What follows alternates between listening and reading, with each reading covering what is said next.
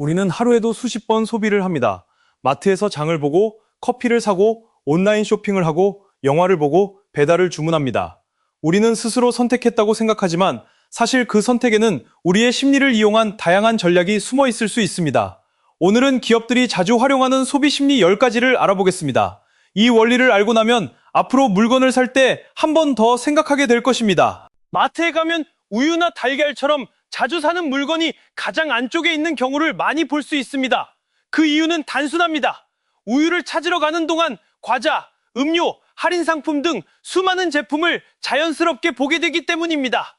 필요한 물건 하나를 사러 왔다가 계획이 없던 물건까지 장바구니에 담게 되는 이유가 바로 여기에 있습니다. 카지노에는 시계나 창문이 거의 없는 경우가 있습니다. 시간의 흐름을 의식하지 못하면 더 오래 머무르게 되고 그만큼 더 많은 소비가 일어날 가능성이 높아집니다. 우리의 선택은 의지만으로 이루어지는 것이 아니라 주변 환경의 영향을 크게 받습니다. 9,900원, 겨우 100원 차이인데도 1만 원보다 훨씬 저렴하게 느껴집니다. 우리 뇌는 가격을 볼 때 가장 왼쪽 숫자를 먼저 인식하는 경향이 있기 때문입니다. 그래서 많은 기업들이 가격을 9,900원이나 19,900원처럼 표시합니다.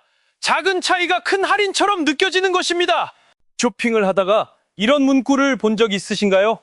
무료 배송까지 3,000원 남았습니다. 배송비를 아끼려고 원래 필요하지 않았던 상품을 하나 더 담게 됩니다. 결국 배송비는 아꼈지만 전체 지출은 오히려 늘어나는 경우가 많습니다.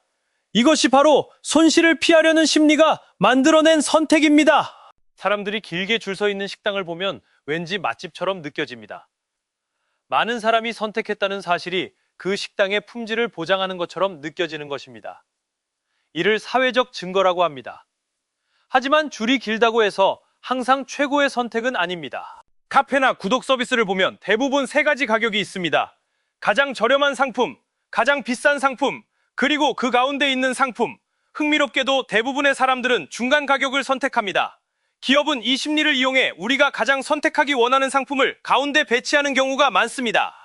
온라인 쇼핑몰에서 이어폰 하나를 장바구니에 담으면 케이스와 충전기, 보호 액세서리가 함께 추천됩니다. 이런 추천은 편리하기도 하지만 동시에 추가 구매를 유도하는 전략이기도 합니다. 결제하기 전에 한 번만 더 생각해 보세요. 정말 필요한 물건인지 말입니다.